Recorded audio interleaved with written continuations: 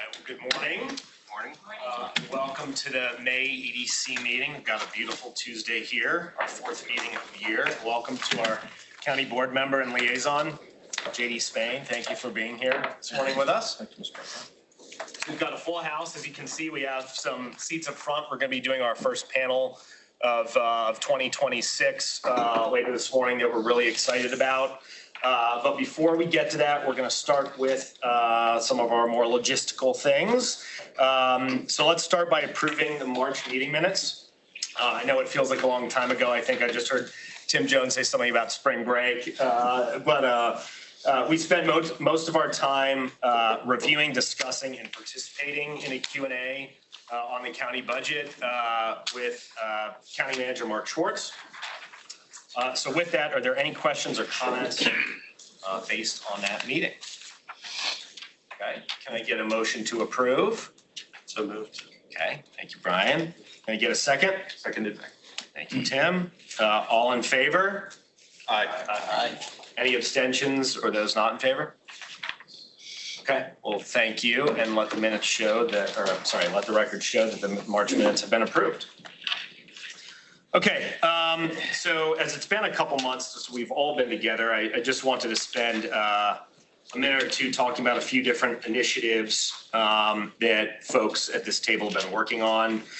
First and foremost, Kate Angie and her team have been hard at work continuing to engage the business community with outreach and events. I was fortunate enough to attend one of those events earlier this year, which was a great and well attended and thought through event. So thank you for your ongoing efforts. About 6 weeks ago, I had the pleasure of giving a presentation on the budget as it relates to EDC, specifically to JD and the rest of the board, which was a first for me, but a valuable experience and really appreciate the opportunity. And we've also held our first two meetings related to the commercial vacancy working group. I'm going to call it kind of the 2.0, or the addendum, if you will, and things are ongoing there, which you'll be hearing more about this summer.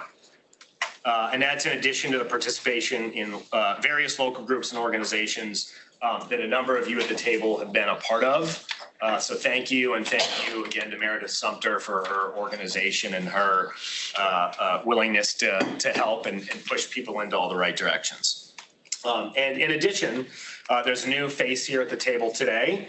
So I'm very excited to give a warm welcome and introduce Philip Green to the EDC. Very impressed with Phil in our meetings and get-togethers. He has a fantastic background and resume and is a U.S. Army veteran. So first off, thank you for your service.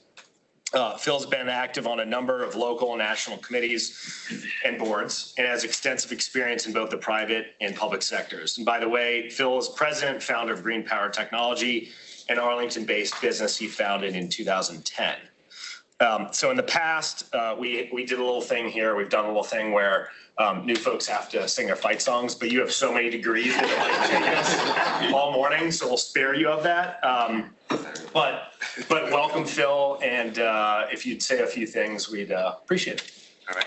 Thanks, JD. Thanks, Nick. Thanks, Brad, for inviting me to serve on this board. I'm truly honored to be able to advise and assist the board as well as the EDC on policies here at Arlington. My name is Phil Green, president and founder of Green Power Technology. We're a sustainable energy and infrastructure consulting firm based in Arlington, Virginia. I'm originally from the Bronx, New York, came down to Virginia to work for the government as an engineer and pursue further education. So, you know, I am a father of two, live in Madison Manor neighborhood, and I'm passionate about sustainability, small businesses, as well as Veterans Affairs. I'm a vet of the OEF and served 22 years in the Army Reserve and retired as a major. That's it for me. Pretty impressive. Thank you, Phil. Okay, so I'm going to wrap up here pretty soon, but switching gears here, you should have in your handouts a number of different documents, one being our, it's, you know, a few months in the past here, but our Arlington County quarterly indicators, which I find to be very helpful as it is a big picture overview of everything from employment to new move-ins, new permits given, and then some basic commercial real estate statistics. Any questions or comment related to those? Okay, so speaking of employment, I'm very excited to listen in on today's panel, and we're going to go to Kate first, then eventually we'll get to Steve. But just to set the tone here a little bit, Steve has done a lot of work in the employment world, and between his entrepreneurship and more of his recent programs, has a really good purview of what the drivers are out there. So really excited about the folks that he has pulled together. Arlington's known, at least in Virginia, as a knowledge-based workforce, and with technology continuing to evolve at such a rapid pace, we felt it would be an opportune time to hear from decision makers on how they view different drivers in the workforce. So things like how they make decisions to hire, how they're training their folks, how they're attracting. Beyond that, how they're looking at giving their employees tools to continue to grow and succeed, and how they look at hiring locally in Arlington versus the greater region or even nationally. So we will be, that'll be the main event of today. But before we do that, Kate, I'll turn it over to you. Thanks, Nick. Well, good morning, everyone. Since we last met, the county did adopt the FY27 budget. And first, I would like to thank you, Nick, for your participation and testimony and fielding a robust set of questions and discussion. For AED, the budget included, I think you all know, the reduction of our marketing and communications team. So that's 5 positions, 3 of which were filled. This included our marketing and communications director, Kelly Reinfuss, the director of marketing and communications, Jim Byers, our marketing director for cultural affairs, and Sarah Van Bellasor, our digital strategist.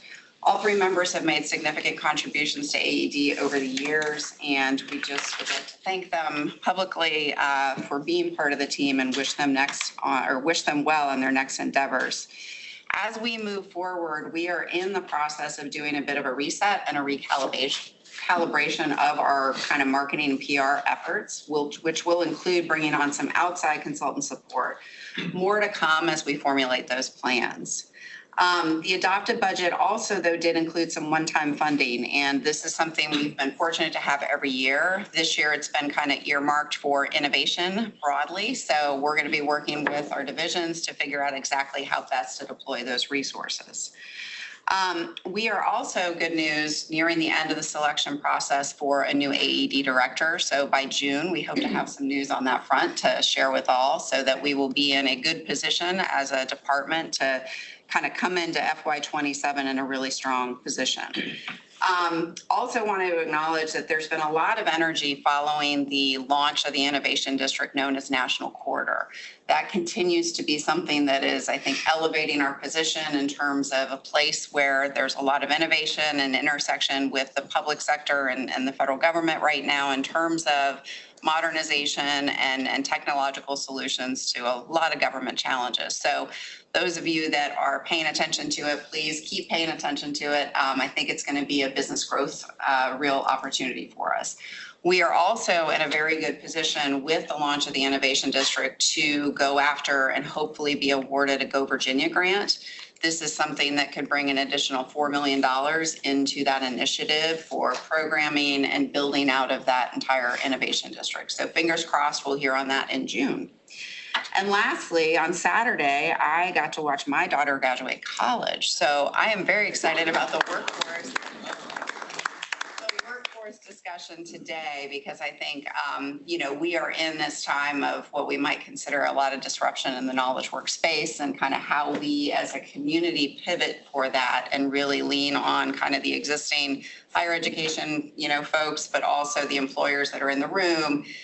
We've got a lot of really great talent that continues to want to be here, doesn't want to leave here. And so how we solve for this moving forward, I think is going to be a really important and big priority. So thank you, Steve Cooper, for putting this panel together. I can't wait to hear what we have to say. So question for you. Thank Yes. you, Kate. So question big picture, thinking about the last couple of years, and obviously the think it's safe to say the AD budget has been decreasing, but can you talk big picture about the tools and the programs you're going to have this year and how they compare and how this group could potentially help you? Yeah, so I think there's a couple of things. I think the biggest loss with a smaller one-time funding and obviously just a shrinking overall of our budget is that our small business team is really going to have to get creative and nimble in terms of delivering on both technical assistance and things like the open rewards program. So Tara is already using her creative juices to figure out how do we leverage maybe some other funding sources and partner to deliver programming for the small business community. But that's a space where, you know, we did not get as much funding as we've had in years past. I think we are, though, with National Innovation Quarter kind of moving forward from a just overall launch where there's a lot of other energy and resources being put into that. I think we as AED now can shift our focus a little bit to our business attraction team, kind of thinking about what's next from a diversification standpoint. So we are well funded in that space. And like I said, the one-time funding I think will be helpful with that. Cultural affairs also kind of remains steady. And the only other thing we're also still focused on is tourism. As we know, that funding is directly related to the TOT revenues, so our transit occupancy taxes.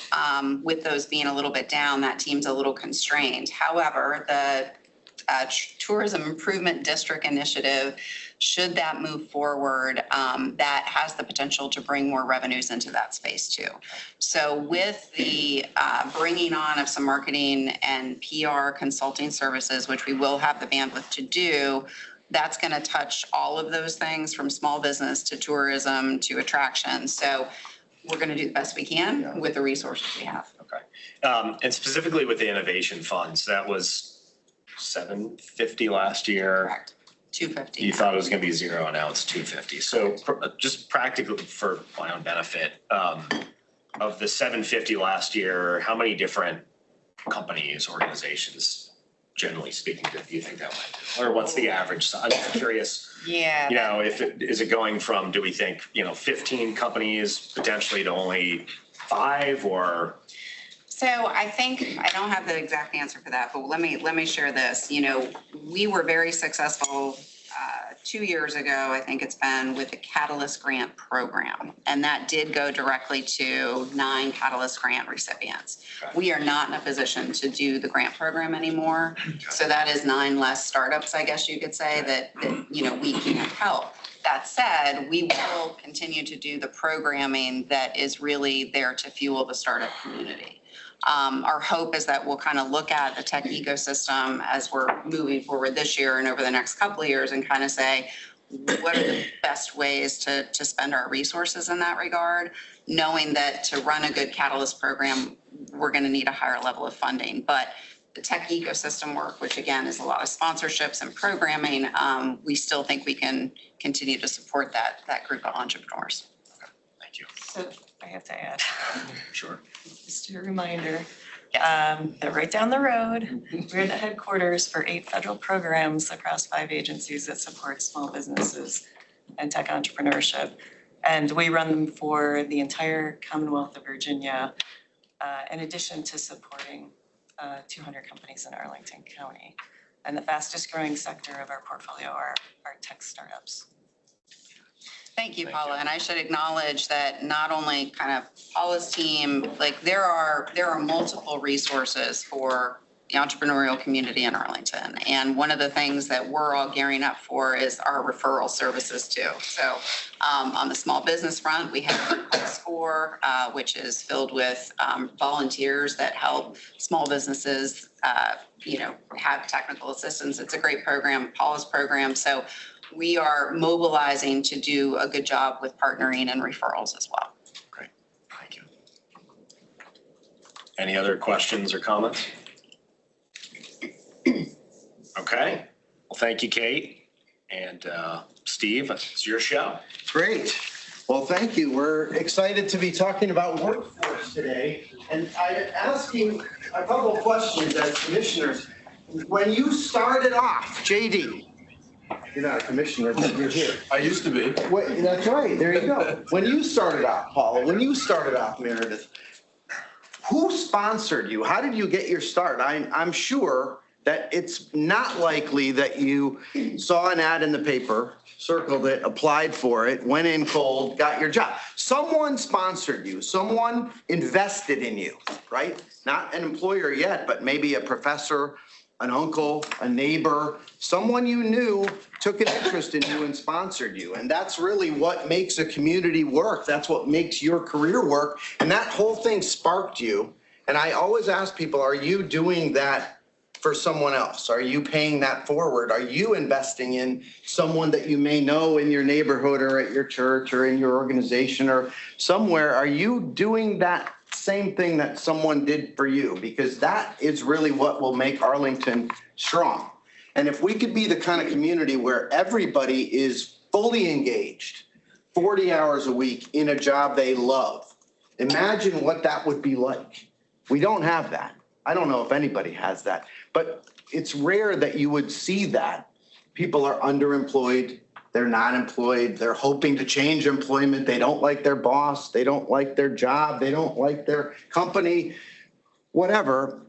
If we could eliminate all that and plug people into the job that they love and that challenges them, that could engage them, and that could be true for 100% of Arlingtonians, just imagine how killer that economy would be and what this community would be like. It's almost impossible to imagine that type of utopia environment, but we're trying to get closer. And all these efforts to attract employers and put in degree programs and education programs, diploma programs, which give people skills that can spark that. This is what it's all about. So the question that we're asking today is, how do we help Kate's daughter get a job, right? Kate's daughter just graduated college and she is going to sleep better at night, as we all will, with our kids, with our nieces, nephews, neighbors. Are your kids going to be gainfully employed? That's what you really, one of the top 2 or 3 things you probably care about in your family, about your kids or about the next generation that you know about. Are they going to be gainfully employed? And that is really the key that unlocks everything, right? They feel like they can sleep at night, they can go out to eat, they can travel, they can meet someone who maybe is a lifetime companion for them. All of these things are unlocked. And on the flip side of that coin, as you know, if someone is underemployed or not employed or not engaged, they're not going to restaurants. They're not going to be feeling good about themselves. They're not going to be holding their head up as high as they could. And so it really all comes down to workforce. We think of it as one facet of business, but it's really everything. I mean, I could argue that workforce is everything, because if people are plugged in to jobs they love and are engaged fully, that's what really makes a community work. And that's what makes neighborhoods work. And that's what makes families work, when people are working and they're happy at their jobs. So even in the days of AI, even as we think about how AI is going to let us all golf all day long, jobs are still what make you happy, like it or not. I know you like to gripe about your boss, but honestly, jobs are what make you feel satisfied and like you've earned the beer or the glass of wine on that Friday night. You worked hard this week. So let me introduce our panel, because we've got a lot of folks. We're still waiting on one panelist who may or may not be here. But if they don't show up, all of you will act as the wild card panelists. So what we're going to do is bring up Lisa Steves. She is, let me get your job right, System AVP of Staff Development at VHC, our hometown hospital and healthcare company. VHC's tentacles and influence now is spreading beyond just Arlington. But if you have a sore throat, where do you go? VHC, right? So Lisa is here to talk to us and share the challenges that VHC has with workforce, as well as all of the opportunity that you see in helping build Arlington's workforce in the healthcare area. Jay Mainawar works for me. He started in the Arlington Talent Program 2 or 3 years ago as a budding software engineer, a person who's always loved technology, right? Loved technology, and has now become a software engineer and is now a mentor teaching other young engineers how to become, young and old, I should say, how to become good software engineers. And so the student has become the teacher. Jay was an Arlington resident and is, I'm sure, very grateful for the investment Arlington made in him. He now resides in Prince William County. This is a story that many people tell, and it's a path many people have traveled. They grow up in Arlington, they go to our great schools, and they can't afford to stay here. And we see the brain drain happening all the time. So Jay lives in Prince William County now and has his own home, has his own car, and is now a software engineer, but is not an Arlington resident. So I'm sure there will be questions about what could we do to keep people like you here? Dave Remick, come on down. All right. Dave runs the Arlington Alexandria Workforce Center. And as such, that is a county employment job. And as such, he really sees the landscape of all the employers in the area and oversees the apprenticeships and the grants and the workforce dollars that I think you would probably admit are underutilized by most of the employers in Arlington and Alexandria. So Dave knows everything there is to know about our regional workforce landscape. And we also were planning to have, and hopefully she may still show up, Ayla Yazdani, who was sales director of KnowBe4, a tech company who just located here in Arlington, maybe about 6 months ago. And the chamber did the ribbon cutting, and they selected Arlington as their regional headquarters. So they're recruiting for lots of tech jobs. And I can also kind of pinch hit as a tech person who ran a tech company here in Arlington for quite a long time. So we have the waterfront covered on that. So let me start by, I won't go through and have you introduce yourselves because I feel like we want to get right to the substance. So let me ask you, is retaining talent one of your top 3 biggest problems? I'll go with Lisa first. Go ahead. I would say absolutely that's one of our biggest things that we work on every day at VHC Health. We not only want to recruit good talent, but we want to make sure that they stay there and continue to contribute to our organization. And we have tackled that in a couple of different ways. We know that the workforce today really wants to continue to grow. So if you're not showing that you're investing in them, they're going to go somewhere else that is. So we've done that in a couple of ways. We have leadership programs. We have a talent management department that looks at people's top talents and really tries to, back to what you were talking about, find the perfect job for them, make sure that they are contributing in a way that they want to contribute. Making them feel part of the culture at VHC is really important. I think our workforce today, no matter your age, you want to make sure that you're giving back to something larger than yourself. And being part of committees and growth opportunities at VHC Health helps you feel part of the, not just the VHC community, but the larger community of Arlington. And that we've seen, whether you're participating outside in an activity like a sports event, or you're participating inside the organization on a committee that actually makes a difference in the work that you're doing every single day. We think that adds tremendous value. They're, especially listening to the people that are doing the work at the bedside, right with our patients, they often have the best ideas of how we need to fix or improve our system. So definitely something we think about on an ongoing basis.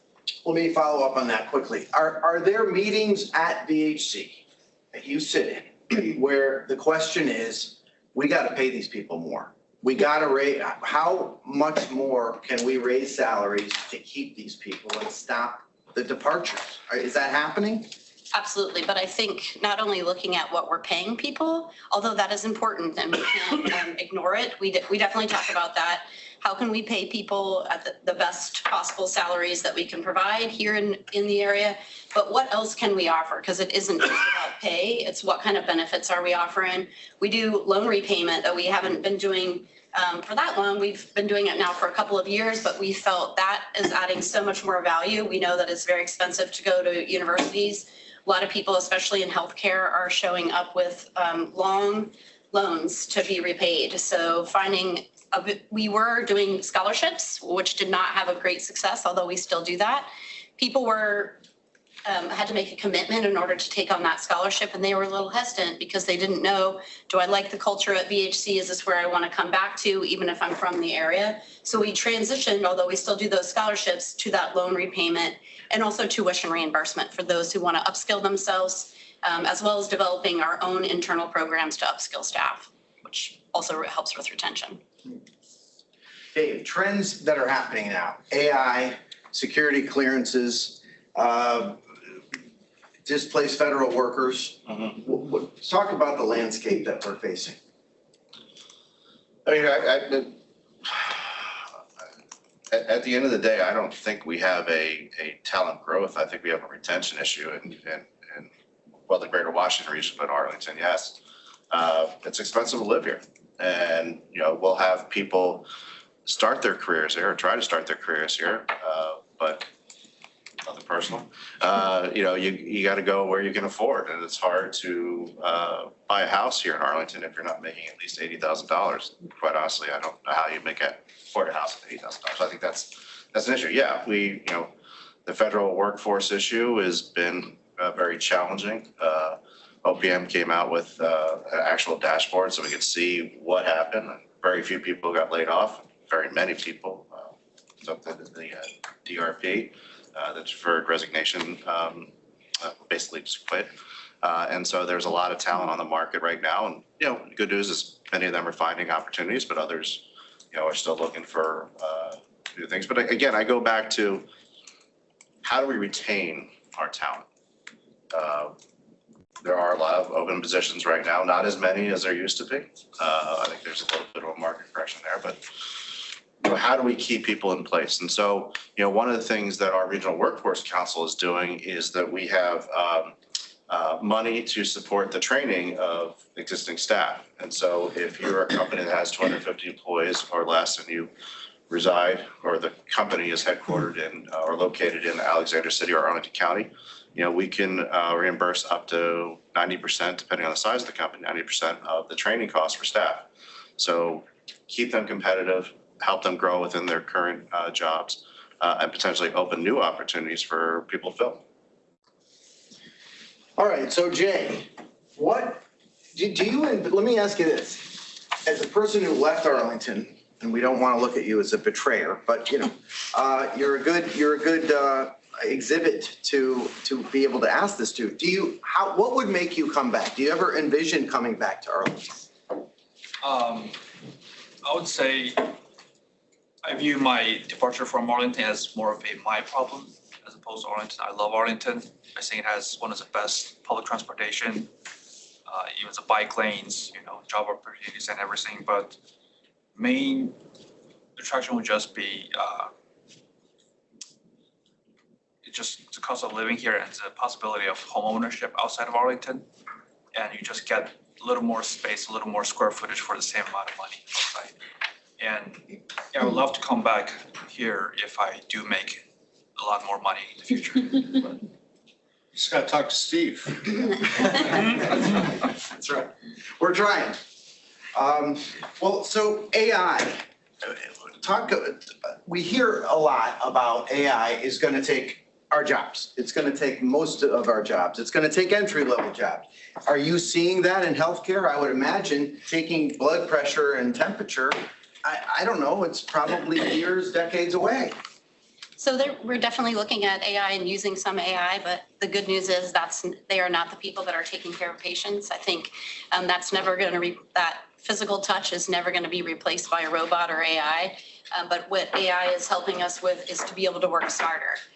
So it has the opportunity to look at a medical record and summarize documentation, for us to be efficient in calling providers, in summarizing documents so our patients can see what was their care that they received at the organization in a summary versus somebody like me writing that summary.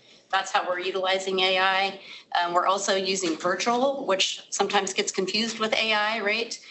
Virtual nursing right now, we have the ability to have someone from their home or from another office location remote into that patient's room and do things like discharge teaching that doesn't need to be hands-on, but it is something that really needs to be done well. We need to make sure that our patients understand what we're expecting of them after they leave the organization. So we're using a little bit of both virtual and AI, but it won't replace the touch of a human. Yeah. Dave, are you seeing AI making a difference in the trends and the workforce grants? I think if you shut out the noise of AI and how it's going to destroy the world, I love AI. It's awesome. There are some jobs that will be affected by AI, just like there are some jobs that are affected by automation, just like there are some jobs that are affected by the advent of desktop publishing. Like there are some jobs that are affected by the bringing on of computers into businesses, just like the wheel destroyed a couple of jobs. I mean, it's technological innovation. And at the end of the day, my money's on human persistence to always try to do better. I think that it's important for everybody to figure out how to use AI as a tool. I think it's important for businesses to figure out how to use AI to help support their work processes. There are some positions that will go away, but that's just the nature of things. Arlington's not going to lose its, 80,000 or 8,000 jobs or how many other jobs that are in Arlington, I can't remember off the top of my head. They're not all going to go away. We're all going to have jobs. We're all going to continue moving. We just need to be able to figure out how to move within this new technological space. Jay, a lot of people talk about soft skills. We know what that is because as we're training and selecting new people, it's not just about do they know Java or do they know in our business, what computer languages do they know? But can they relate to clients? Can they be a good team member? Do they know how to behave in meetings? Can they understand a stakeholder issue and solve a problem? All these people skills. How do you look for talent in new folks in that? I would say with AI, one hot topic is the agentic AI, where you have AI models that specialize in certain areas. But for that AI to do the work or even to cooperate with other AIs, you need someone to supervise those AI agents. So the person has to have the ability to define problems. And that only comes from communicating with the client and understanding their needs. And they might tell you one thing, but what they really need is very deep down. So you really have to dig into it and understand the business, understand their needs, and understand your AI's capability. So you definitely need someone that can define the problems, and you need someone to translate what AI can do to the real world economic impact. But that's definitely somewhere soft skill can come into play. And if let's say the most pessimistic case is most of the entry-level jobs get taken by AI, you still need people that can discover market demands and fulfill them with the productivity of AI. Yes, Dave. I'm going to get on my soapbox. I apologize. We talk about AI, we talk about cost of living. To me, the number one issue from a workforce perspective is soft skills. Now, I'm not pointing to you like you have. I'm pointing to the fact that you're right. It's an issue and opportunity when AI comes online. But our regional workforce council reviewed this and made this I think the number one thing that we're concerned about. If you look at there's several surveys out there that's employers and range from ditch diggers to rocket scientists. The number one issue employers have is that they are getting people that lack those professionalism skills or don't have those professionalism skills the way they want it. How many, I will say I have gray on my beard and nothing personal. I see some of you out there as well. We all had summer jobs when we were teenagers. You know, how many students have summer jobs these days? Not as many as there used to be. That's where you begin to learn how you work in an environment and relate to people. And that's where you build your soft skills. A lot of those things aren't there. Colleges are talking about students coming in lacking those soft skills. Employers, every time I talk to them, you know, one of the biggest issues that they have is I can't find somebody that will show up on time and not be argumentative all the time. And that's a general issue for everybody. And so this is a major issue that we continue not to do anything about and just assume it'll go away. And in my 17 years of doing this job, which is a long time, admittedly, it's always been the number one issue. And so if you're an employer in this room, who employs people in this room? If you don't think soft skills is a problem, I'd love to hear that. Because every time I talk to an employer, that's the number one thing I hear. Well, it's a good question, but where do you learn soft skills? Where did you learn soft skills and at what age? And when I say soft skills, you said show up on time. That was an example of it. That seems to me to be a hard skill. You look at a clock and you show up. Well, there's a lack of internships in the area. I learned soft skills on my very first internship because I had 3 people sit me down and basically crack me in the head and say, you need to do this, this, and this if you want to succeed in the world. And that changed my attitude forever. And I'm forever thankful to them. I think it's those beginning opportunities. And yes, AI is a potential issue for some of those beginning opportunities. You know, I don't need someone to help schedule me. I don't need someone to help make copies or whatever. Those things don't happen anymore. And so what are those entry-level jobs where we can help individuals boost up their professional skills? I'd love to tag on to that. Not only do we not need people to make copies anymore, but those of us who did make copies, you'd learn a lot by standing there at the copy machine. You're listening to what's going on around you. You're taking in what people are saying, how they're interacting with each other, and how do we all interact now? I'm surprised we don't all have our phones right in front of us because we all do it. And so our kids see us do that. Our students see us do that. And you're absolutely right. One of the biggest issues we struggle with at BHC is those soft skills. We need people to interact with patients. I need you to make a connection immediately with a patient. Otherwise, you're not going to trust me. So I think starting earlier and earlier, we have a program called Camp Med, and there are a couple of reasons that we've been offering that for 20 years, is because one, it's a pipeline development into healthcare, but it's also so people can understand what happens in healthcare. How do we interact with each other? How do I look someone in the face and say, you have cancer? Right? Like that's a very serious thing, but I have to be able to connect on a smaller level before I can say things like that. But it's something we have completely shifted how we onboard staff related to their ability to make eye contact, to engage with patients, to narrate what care they're giving, as well as conflict resolution. We see new graduates and new employees, they avoid the conflict instead of I see the smiling faces. So obviously that's not a VHC problem. But how do we teach people to interact and that not all conflict is bad? That is how we make resolutions. That's how we develop more pieces. But I think the earlier we start with these connections, the better. It's why this is something I'm very passionate about. I think helping middle schoolers understand what does a career look like? What does a 12-hour shift look like? How do we spend time day to day? And that work is actually work. That's why we all get paid for it. And continuing that growth through high school with the senior exploration opportunities, and then into our college students that are looking for internships, both unpaid and paid. And I think that is how we get Arlington's kids back to Arlington. You have to make that connection early and help them understand you're interested in investing with them. I have an example of an individual who came to our Camp Med. She has 2 parents that are not in healthcare at all. Came to our Camp Med program, decided after that experience as a middle schooler that she wanted to be in healthcare, and how can she do that? And developing, you said, how would somebody invest in you? Yeah. This is how we're investing in them. Yeah. She came back, she's an Arlington County student. She came to me and said, hey, I would love to do my senior experience at VHC. Is that a possibility? Absolutely. How can we make that happen? And now last summer she came back as a volunteer, and this summer she's coming back to participate into one of our upskilling programs where she'll be able to work in a paid internship this summer.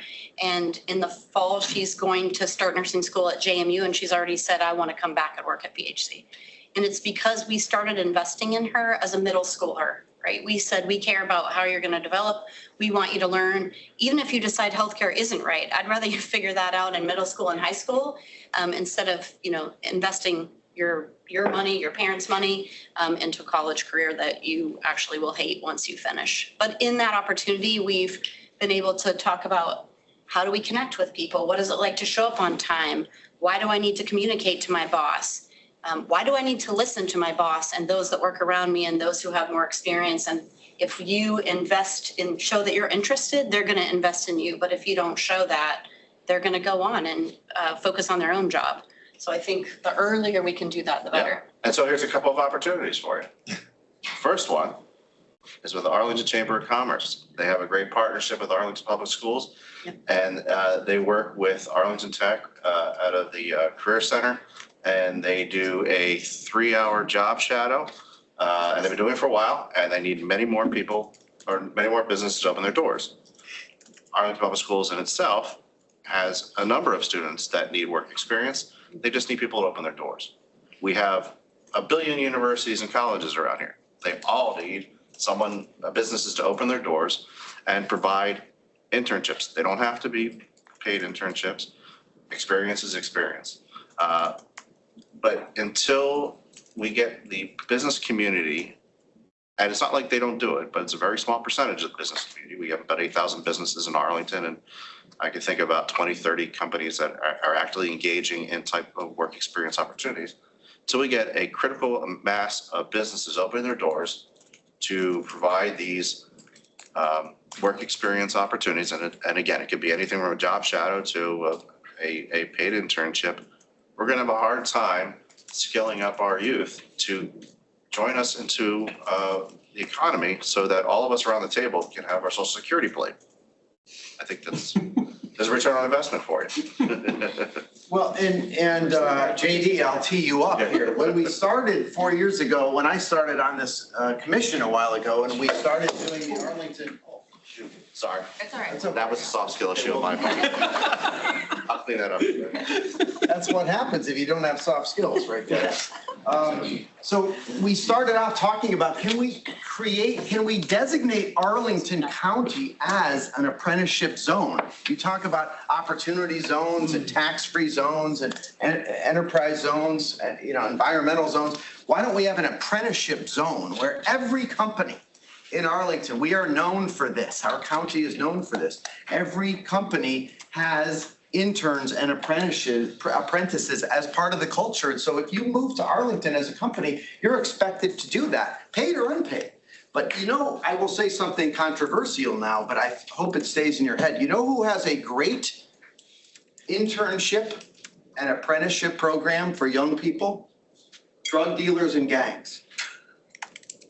They have a great program because they get them early. They're 13, 14, 15 years old. They're idle. They're not doing anything. And if you can't plug these people into jobs, having to be a we used to call them candy stripers back in the day. Volunteer.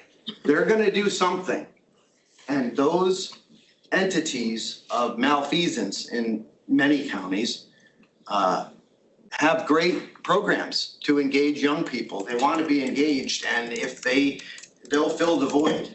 JD. You almost took my thoughts away when you talked about drug dealers. Only because I was at an event a few weeks ago at the Urban Institute, and there was this gentleman from New York who was on a panel and was talking about how he got involved into drugs and there's socioeconomic dynamics associated with that, which you may bring up. David, I just want to kind of lift up what you were saying, and to Kate with the chamber here for everyone. I think there's a lot of work to be done. Even, you talked about middle school, right? I was in the airport yesterday coming from Houston and looking at all the kids, they all have this in their hand, right? Soft skills, interpersonal skills is what we're getting at, right? I think there's definitely environmental, the environment in which you were brought up your family dynamics. Again, I'm not an educator, I'm not a therapist, but I think it's deeper than just attacking at the middle school level. I have a 32, a 31, and a 27-year-old. And what you're talking about, David, right? I hear about that, right? Like, they are quick to, they don't like confrontation. They're willing to, a lot of these kids these young adults they'll just go somewhere else, right? And I think folks have lost this sense of not only belonging, but how to engage with humans. And chalk it up to digital technology, but I think we have to be more intentional from our workforce but even deeper down to the very local level. I'm talking about elementary. I'm talking about low scale nonprofit environments. And those are my thoughts, David. I would love to hear where you're at because by the time they come out of school, college, they're like a day late and a dollar short. They just don't, it's hard to tweak them at that time. Yeah, Kate was talking about her daughter graduating. My daughter's a couple months going to University of Vermont. I remember when she was old enough to begin to get an allowance, I embedded soft skills into everything that she did because I want her to be able to relate to the world. When I talk through the public school system, I talk about how do we embed soft skills through the different curriculum and talk to the Virginia Department of Education. Another opportunity for businesses, many of the elementary schools have invite businesses to come in and talk about careers. Actually, I can't remember the name of the school off the top of my head, but all of them will do it. They all have connections to the community. And if you're interested in talking to students about what you're all doing, that is a very cool thing to do. How did you get exposure to anything business related? Think about that and, lay that in. You said something, JD, that just occurred to me. I wonder if the issue is not how everybody interrelates with each other, it's how a particular generation interrelates with the rest of the workforce. Because when I look at my daughter and her friends, and I looked at people in her college right now, they all seem to be doing just fine, and talking to each other, and they have this way of being. Their way of being is not necessarily, at times, connected with mine. And so I think that there is some soft skill training there. And I think, to defend them, there's probably some training on our part to be able to relate with them because they're the ones that are coming in to the workforce and we're the ones that are here and we'll be exiting soon. So I think there are those opportunities as well. I think there's also a disconnect in just the understanding about internships, for example, is that it's just a matchmaking activity. And it's not, it's a preparation activity, it's a check-in activity. And sometimes you have to incentivize the companies to take on internships. And so we run an internship program. We place about 50 students a year. We get almost 500 that apply for these 50 spots. We place 50 students a year in cybersecurity startups, and 80% of them get job offers, and there's sort of this belief that magic happens. So the magic is we run them through a training course for the soft skills. We bring in MITRE to train them on how to work in a cybersecurity company. We do regular check-ins with them to see how they're doing and with the companies to see how they're doing. I mean, it's and then at the end we have them do a presentation about what they learned during their internship, so they're thinking about that all along, what skills they're picking up, so that they decide to not take that job, they can go into the next one. So a lot of times when we talk about apprenticeships and internships and things like that, it's like, oh, you just match the kid with the opportunity, and that's not how it works. I think also really thinking about in the community, how can we partner with each other? I know over the last 2 years, we've partnered with Marymount University to do an internship model called Earn While You Learn. Got some grant money from the state, which was lovely. But I think what it did was help both of us understand each other's side of it. So what are the students experiencing as students to help us bridge that gap when they become employees at the organization?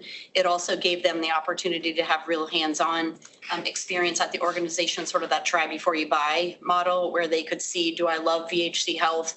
Is it the environment I want to work in, or is it not? And so I think it just gives us all the opportunity to learn and grow from each other here in the community. And I think we often look at internships or opportunities of any kind, whether that's for middle schoolers or grade schoolers, like you said. I think we sometimes make it too big. Like we think, oh, we have to have this whole planned out internship. And it really isn't. It's about, in some cases, yes, your college students are definitely looking for more of that career path. But I think our younger students are just looking for an exposure into the workforce. What does it look like outside of my own parents? I only know what they bring home. My daughter didn't want to go into healthcare based on what I brought home from work. So, we also have to be careful what we're bringing home. But I think helping them see what else is out there. What are those opportunities? I didn't grow up here in Northern Virginia, but I can tell you from an outsider looking in, Northern Virginia is such a high pressured environment. My daughter, at the time she was in middle school, felt like she needed to know what she was doing for her entire life. And she didn't, and that causes other issues, right, with those students. And so helping them understand there's a whole world out here. You don't have to know yet, but let us help you figure out some possibilities or rule out things. That's what I tell my students that come in. Rule out what you don't like. Sometimes that's easier than figuring out what you do like. But I think we have to really start small and figuring out how we can provide students these opportunities within our organizations or go to them, right? We do small things like teaching CPR in our local schools around here because that gives them a life skill, but it also helps them understand what does healthcare do. Kate, you wanted to talk about the chamber, I think. Yeah, wonderful. Thank you, Stephen. Again, thank you, Dave, for the acknowledgement of our Job Shadow program. So again, the chamber does a lot of work in this space with a lot of the partners here. The Job Shadow is a very low lift, high touch opportunity. Actually, we've placed a number of students at VHC over the years. But the nice thing is, again, it shouldn't be about who your parents are. That's not, that's why we do these programs, that it really is about fairness and opportunity for everybody. So we've seen amazing success. And honestly, we actually see great responses from employers whenever we have an easy ask, that's a clear ask. And that's what I work with. I have quarterly calls with Dr. Duran from Arlington Public Schools, always working with him and his team on, what is the specific ask for businesses? If you can tell us, what's the time frame, what are you looking for, what's the opportunity there, especially at those early levels, businesses are willing to step up. My colleague Will works a lot with Dave, does a great job of doing that matchmaking. Again, we had a young woman who wanted to be a tattoo artist. Unfortunately, we don't have any of those in the membership. We placed her at MoCA, and at first, Museum of Contemporary Art. In the beginning, she said, "Oh, a museum." At the end, she said, "Oh, I found my people." Afterwards, but we've also had people who, again, went into different lines of work and said, after this day, "I do not want to do that." It's like, beautiful. That just saved you a whole lot of time, a whole lot of money as well. That was my first internship was Capitol Hill when I was at GW, and I quickly was like, this is not where I think I can make a difference. But again, I was interning with people who were out of college and having to start at that stage. Really to get it on the soft skills, I heard a good branding actually at George Mason when I was participating in something for their Access Academy, one of their training programs for Loudon students that's at Fuse. The branding of that now is essential skills, which I like that because I framed it the soft skills. I don't like that term. So essential skills, and those really are paramount. I feel terribly because I referred Isla to Steve, who was not able to make it. But one of the things from her no before opening that I thought was so interesting, and one of the reasons that we wanted her on the panel today was while they are a tech, cyber, I'm not even technical enough to explain it well, firm that's doing a lot of email security, privacy type things, we expected them to be saying, oh, we're hiring all these, technical engineers, et cetera. No, they're hiring people to do a lot of sales cold calls. That's what they're filling up their Arlington office with, and they're looking for those early career people with these essential skills. It was similar. We did an opening for Goosehead Insurance recently as well in Arlington, and all of these companies are choosing Arlington and Ballston in particular because of the demographics of the young people we have here, but the young people need those essential skills. So one kind of question to flip it back to the panel, it's interesting actually at the No Before opening at another event in the last couple months, I've heard Senator Warner talk twice about how the recent college graduate unemployment rate is 9%, and he thinks it's going to get up to 35 to 40%. So again, I think AI is a piece of that. How do you see opportunities for, us as a community to create those early career opportunities, given that's what we're up against? I think we have to really look at, are we getting our information out there? Do people know about what career paths are here in Arlington, Virginia? And there's like overkill with information sometimes, right? Like there's so much information that students have trouble filtering out. Like I was talking to my daughter who's in college about Handshake and she was like, it's overwhelming. Like I can't even look at Handshake. I'm trying to focus on my school. So I think it is making those connections early to understand what do we have here in our community? What can we offer students? How are we going to develop them? Because again, they're continually looking for growth. I think we all are looking for growth in our career, right? How am I going to continue to learn and be better, whether that's learning from somebody who's younger and can teach me something about technology, because Lord knows I could learn a little bit more about that, or how can we retain our talent that is older, maybe thinking about leaving the workforce, but has a huge knowledge base that we need. So how can we partner those mentors together and selling that to students who are looking, prospective students who are looking for career paths? We have a mentorship program where we partner you with someone more experienced. It benefits both of us. I learn a lot from learning from new students. They have a new set of eyes. So I think really selling what do we have to offer here without too much noise out there. So to me, that's really building those partnerships early on. And Jay, talk about how did you cross over? Because you went to high school in Arlington, you graduated. Now you're a salaried worker. How can we replicate that track? So I've always been interested in computer programming or software engineer, being a software engineer. But unfortunately, I didn't get to college right away after high school. So I was working retail jobs, restaurant jobs, not tech, I would say. Then I was taking online courses online. There were a lot of free courses, thankfully, but I was also taking boot camp courses. But it was really hard to get into a job because many of the job would require years of experience at some point. But then if you never had a job, you would never have that experience. So one day I was working a late night shift and scrolling through Indeed, and I found Steve's Arlington Talent Program position. It says no experience required, and it was paid, and you get to learn on the job. And I thought, this is probably a scam, but I'm gonna apply.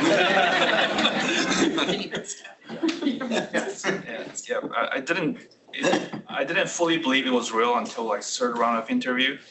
So yeah, but then afterwards we were learning from senior engineers that had been working in the area for a couple of decades, and we were working with clients, and eventually I learned enough to become a mentor in the now Loudon talent program. And so yeah, the Arlington talent program was really great. We had many learners in that, my cohort and the cohorts before me and after me. A lot of them were veterans, other people that were trying to transition into tech but couldn't get that break in, and unfortunately with AI it's a lot harder now, but I still think there's possibilities here. And another thing, I struggle with is I always debate with myself if I should move to California just because all the AI startups are there.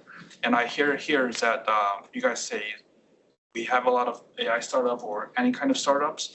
So, if you could market that to the world, that would probably help out a lot. Thank you so much. Ask him. Yeah. So I really love the concept of Arlington County as an apprenticeship zone where we're developing essential skills. And I think it does behoove our culture when our businesses, our local organizations, our nonprofits think about holistically talent and how they can mentor the next generation, or even not students, but people who are looking to transition careers, right? So I love that concept, but I think we also have to be sort of clear-eyed. And I think we've talked as a commission as well on Arlington County being a talent attraction zone for the colleges, community colleges, university systems throughout the region as well. But our challenge is, of course, affordability in housing. And I think as we, JD, as we think about sort of transitioning commercial office space, we sort of toy with ideas of how do we redevelop that office space for housing units that could be attractive to maybe university students or people who are trying to transition their careers. So these are just sort of out of the box thinking, but I think we do have to be clear-eyed around not just developing that talent, but going back to retaining that talent, right? And so we tend to lose talent in Arlington. And Jay, this is your story. You start your career here, and then you get to the point where you want to own your home. You're ready to build your life. We've got the best transportation system, incredible schools, incredible community, but it's hard. The affordability of the home is hard. And I think we've been very clear that that's a challenge that we need to work on to retain over the long term, while recognizing and applauding efforts like VHC to, well, how else can we help with the affordability aspect, right? How do we sort of help that employee pay back loans? And is that something that keeps them there? So Jay, so thank you for sharing your story. I think it's a clear signal to us to continue to focus in on that affordability aspect for talent in their late 20s, 30s, into their 40s, as we look to keep Arlington a thriving community for all demographics and all stages of career. I have two questions, and this might be more so for you, David, or Dave? Doesn't matter. I'm so sorry. I'm flexible. Mr. Remick. I don't think anybody calls me that. Are we seeing the trend lines of people leaving Arlington but continuing to work for Arlington-based organizations remotely? They want to stay within the talent workforce, but they just can't afford to live here. So that's my first question. Then I have a quick follow-up after that. Sure. The answer is I don't know. I don't know if we have data to suggest that. I actually don't know where that data might be. I think that there are still a lot of teleworking opportunities. So people are potentially moving out of here, but still teleworking in or driving in. I do know people live in Prince William and beyond West Virginia, and that's been going on for years, decades, if you will. Yeah. And commuting in every now and then to take care of it. I do want to say, I think that there is one, there are some good news out there. And because I put my phone away, I don't know if this is for our area, for Arlington or just the DC region, but over 1,000 new apartments, rental apartments came online, and the average rent for apartments has decreased for the first time by a couple percent. So that's good. Let's see if that keeps going, so we can create some affordable rental opportunities. Although housing is still very expensive. Second question is, does the Regional Workforce Council have a platform where employers of different backgrounds or sizes can come and share how they are incorporating AI into their business models and what that means for how they're evolving their workforce talent strategies? It's just a way to sort of share and innovate and learn from one another. And then I think that also, we'd love to learn from that if such a platform is in use as well, in part because I fully also subscribe to the idea that jobs are changing, but you cannot replicate that soft skill aspect. But we have to learn quickly about what is that soft skill aspect, or essential skills aspect need for different industries that are present in Arlington, and how can we support our businesses, including small businesses, in making those adjustments as well. I think that's an awesome idea. I'm going to steal it and make it my own. Please. And do that. I want to say that, first of all, the council is a commission of Arlington County. I'm an Arlington County employee, so I should have said that at the beginning. I'm supposed to, and sometimes Steve said it. Steve said it. It shows how much I was paying attention. It's a soft skill issue. Yeah, I think that's a great idea. I think, the notion of how some employers are using it, I think that's, at the end of the day, the biggest question for employers is, what is this? I keep hearing about AI, but I don't know how to use it. Now I feel pressure to figure it out. And,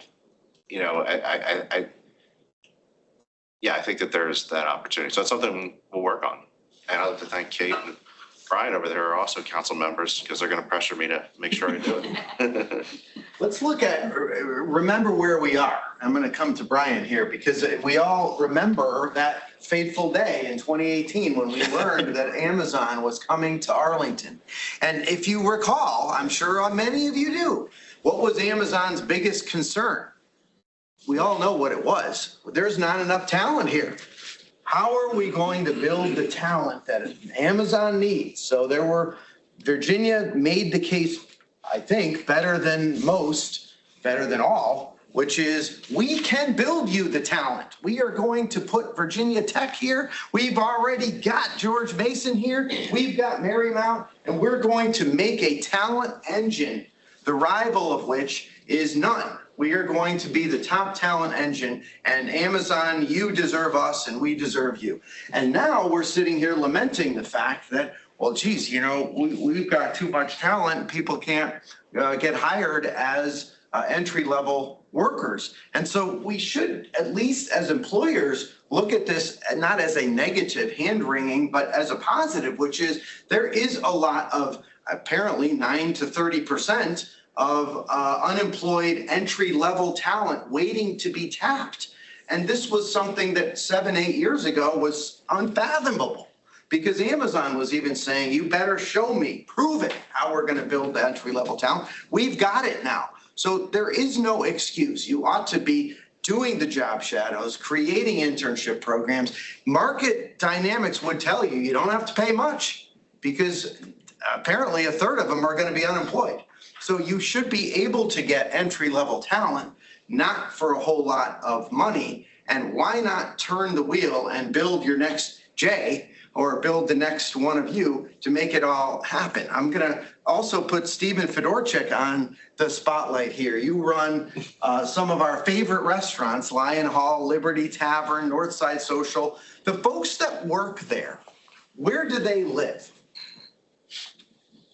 You know, we have a lot of people who live in Arlington, but, you know, because of our demographics, you know, we have a significant concentration of Latin Americans and, you know, more accustomed, to multi-generational living, you know, so they find a way to make it work. And I mean, we're, you know, I would say we have 280 employees, you know, the average person, you know, they're making $1,000 a week in the kitchen for, you know, medium skill level. And then, you know, the waiters are making $100,000 a year, you know what I mean? So they can find ways to scrap and claw, you know, in the local kind of housing dynamics, because the public transportation takes the edge off, and bike lanes, and we have a lot of people riding scooters and things like that.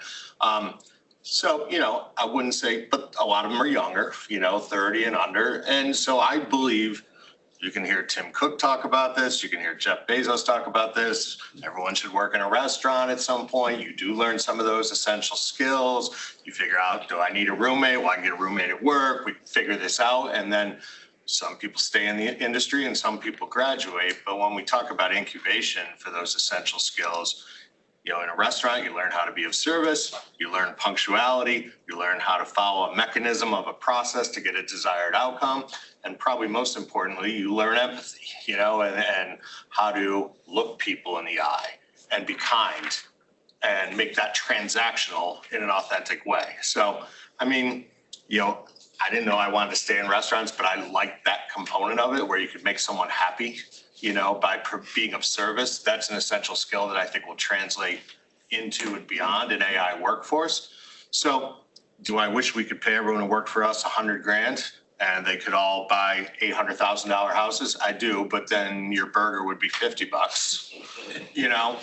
So we try not to belabor the point here, but we try to find a way to pay a living wage so we can be a successful going concern in an environment that gives people enough to live comfortably in Arlington, also provides resources for them that will last well beyond their time with us. That's the goal.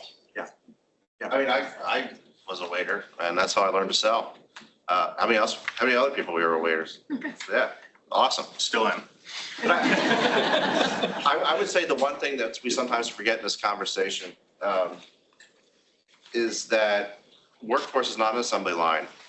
And while we want everybody to have the best life possible, it's impossible to take somebody that's going from ground zero and move them into the 10th level quickly, because it all took us all a lot of time. And so it's part of progress. And so I think it's awesome that, you know, your 280 people in your restaurant group, they're all feeding to the economy. They're paying their taxes. They're learning stuff, and they're going to grow and do better things. I think, you know, sometimes when we look at these things, we try to prepare for the ideal. sometimes we should just look small and prepare for, plan for this, that the quick, easy step, just doing that will yield significant results. What question? Yeah, go ahead. I have a question. I hear this anecdotally, and I want to see if this resonates with the panel. Because we've talked about noise, we've talked about AI several times and how we're in this transition phase. One thing I'm hearing from younger folks, and I think this is related to AI because I think it's made it a lot easier for people to pump out a lot more variations of their resumes and job applications. So I'm hearing from my kid who's a rising senior at Georgetown that amongst all his peers and friends who have like the choice internships, the desirable jobs this summer, you know, he talks to them and he's like, wow, I'm really envious of you. And to a person, they all tell him, I applied to 200, 300 internships to get the one offer I got. Yes. And so I want to see if you're hearing at VHC, if you're hearing at the Workforce Council, stories like this on your side of being of a phase shift in the number of applications you're getting. And if we're having like a problem like you hear about in the news with dating apps where there's like, a huge mismatch and you're having to filter a lot of noise out. I'm just curious. I think you're spot on. I have a college student who applied for 30 internships and got one. But I think we're in a unique situation in healthcare. We need a lot of people. As we all know, people are getting sicker. We have a generation that's aging, and so we need a lot more people. There are definitely a lot of people applying, but not necessarily with the skill set that we need for the roles. So we are, I think, a little bit unique from a healthcare perspective in that we need specifically trained individuals, and those don't have hundreds of people applying. They have the opposite problem. They have multiple job offers, and we have to be competitive in order to get them there. I think for the jobs that are lower skill set, we have a lot of applicants, like you said, that we're trying to sort through rapidly and figure out how to be the first to respond to those individuals so that we can recruit them. Who's next? I think Phil had a question and we'll go to Sarah and then we'll wrap up. As a question for David, you mentioned that 95% of these funding opportunities for like interns aren't taken up.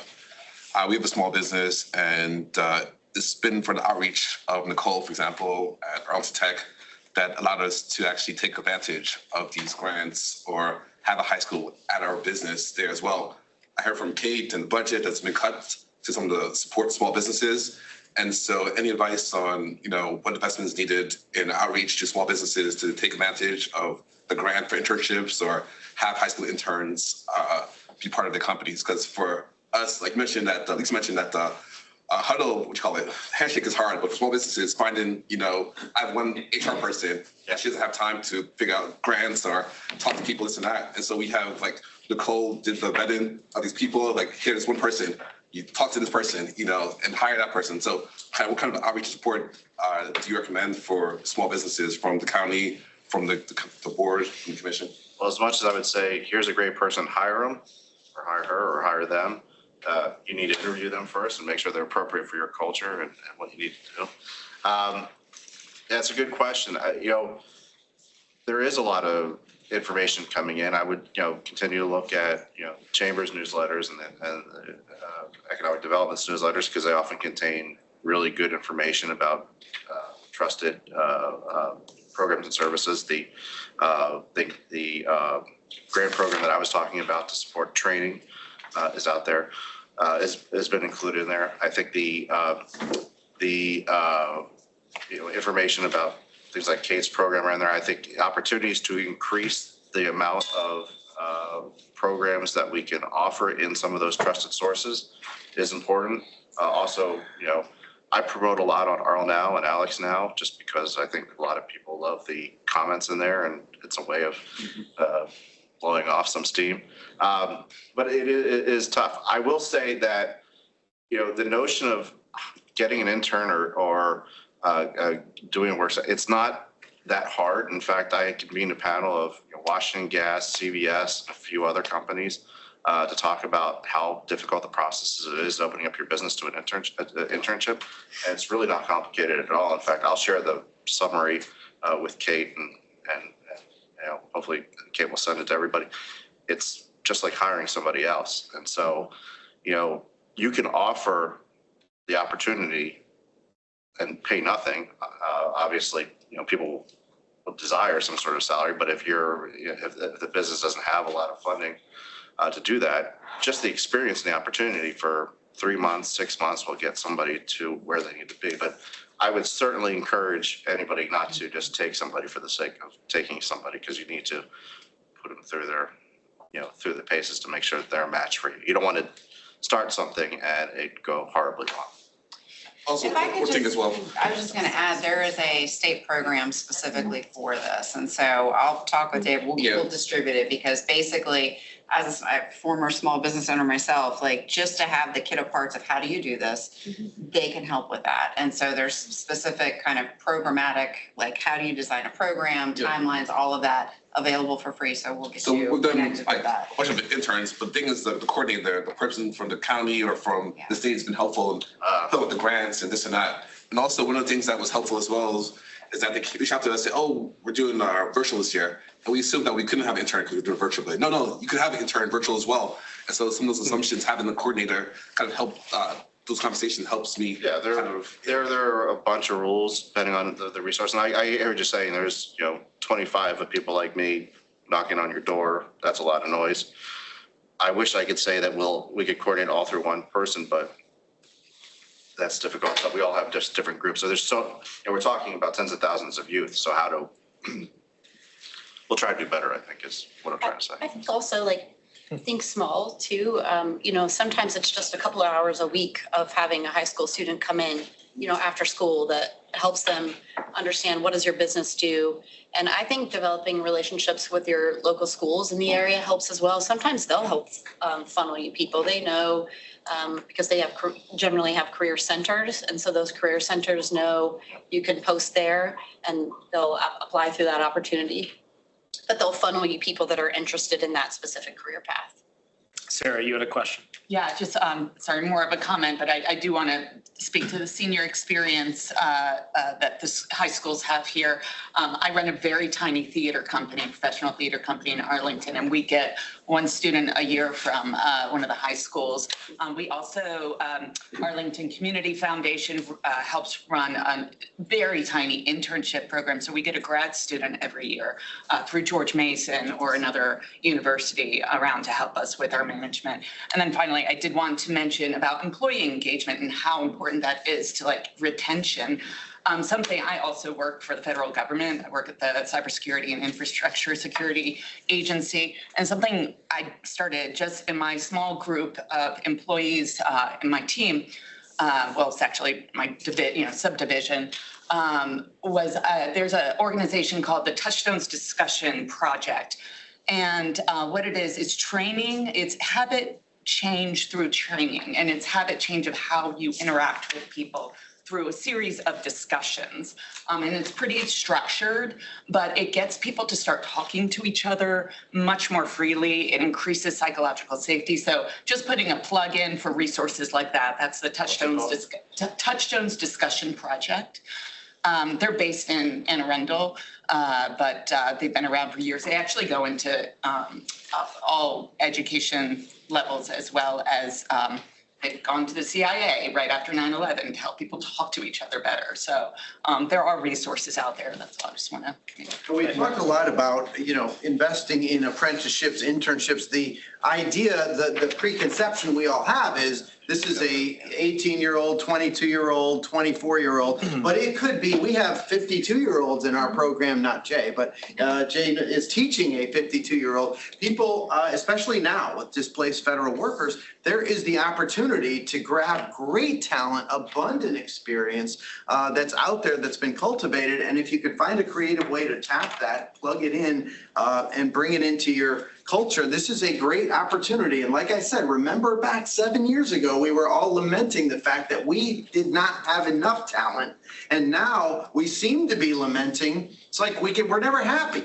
Now we're saying we've got too much talent. How can we plug them in?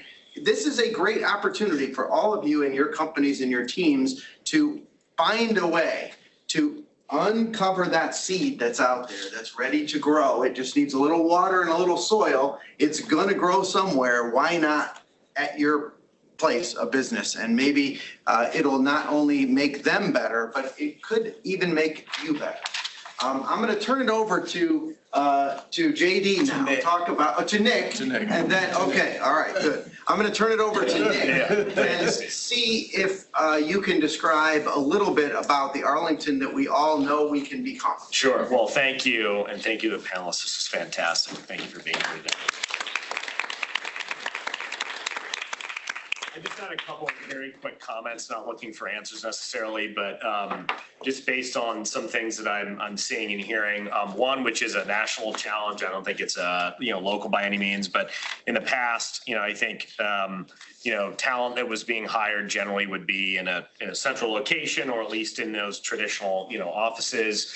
And now what I'm hearing on a firsthand and secondhand basis is, for key talent, you're hiring folks all over the country. And that's something that, obviously it depends on the role. It's different than a doctor or nurse, et cetera. But for more of a knowledge work type person, you might have to hire a CFO out of Los Angeles or a, controller out of Dallas, whatever it is. And it's the fight for getting that talent. So I'm not really sure that there's an answer there, but it's something that we're seeing more and more of.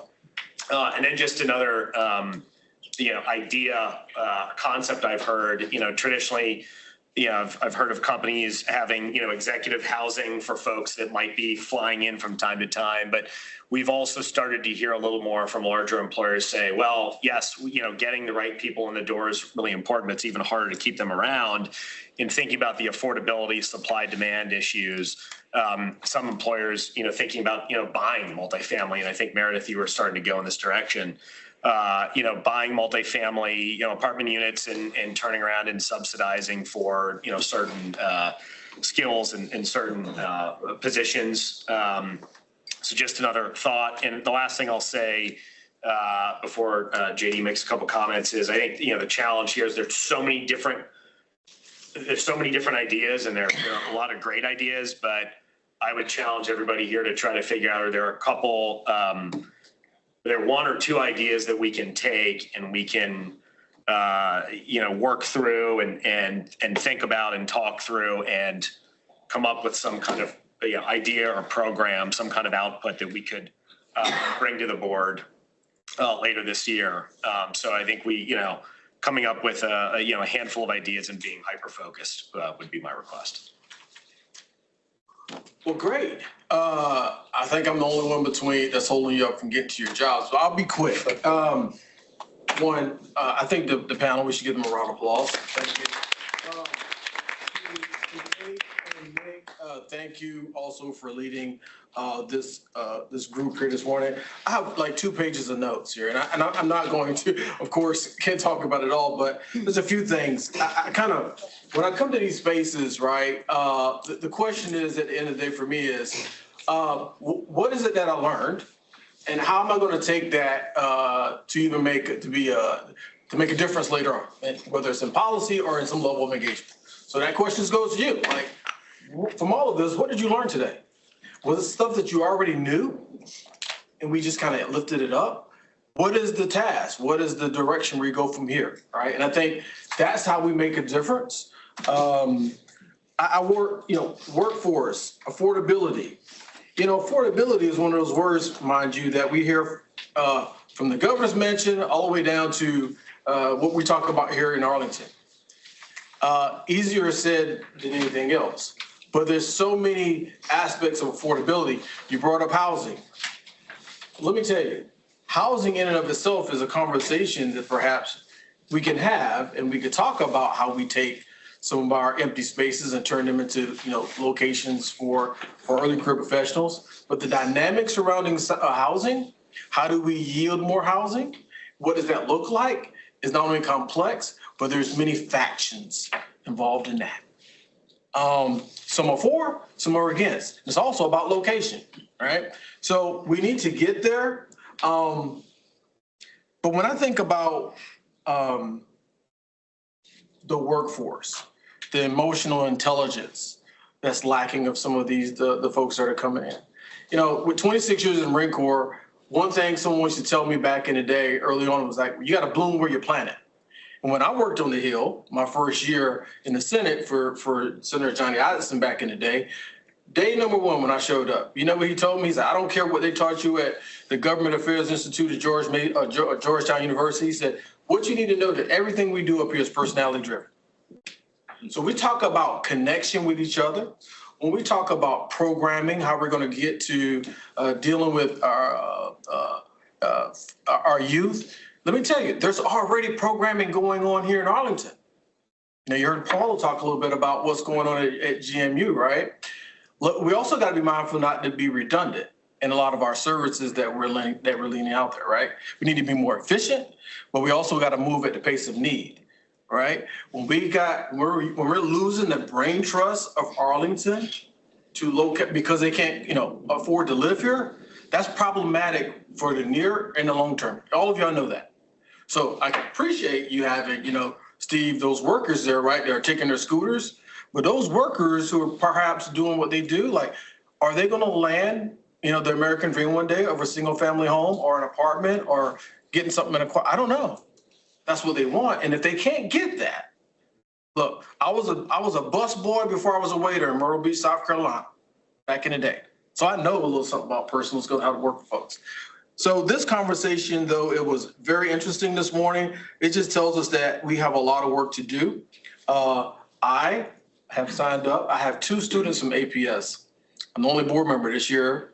Nothing against my other board. I have 2 students from senior experience that are going to be working alongside me in a few weeks because my kids went through senior experience. And I know how critically important it is for those kids to get a firsthand look at what it means in the day-to-day environment, right? So look, I appreciate everyone being here. I was going to talk a little bit about the budget, but Kate kind of hit that. We had a challenging year, protecting the social safety net for our most vulnerable here in Arlington, public safety, environment, housing, the full gamut. We did it. Was it tough? Yes. Was it perfect? No. But there's a lot going on, y'all, and we're going to need your help, aid and assistance, Nick, as we move forward this year and onward to focus not only about what we do with commercial market and the resiliency initiatives and all that stuff, but what's next for this Economic Development Commission. What does next look like? All right. And we need to figure out what that is. And I know Kate has that under her belt, and let's just go attack. Because failure is not an option, right, Brian? Yeah. Good. Thank you, Nick. Thank you. All right, Meredith and Brad. I think we'll have to wait until. Yeah, we're gonna go to Jim. So thank you, everybody. Appreciate it, and we'll see you next month. Thanks, Brian.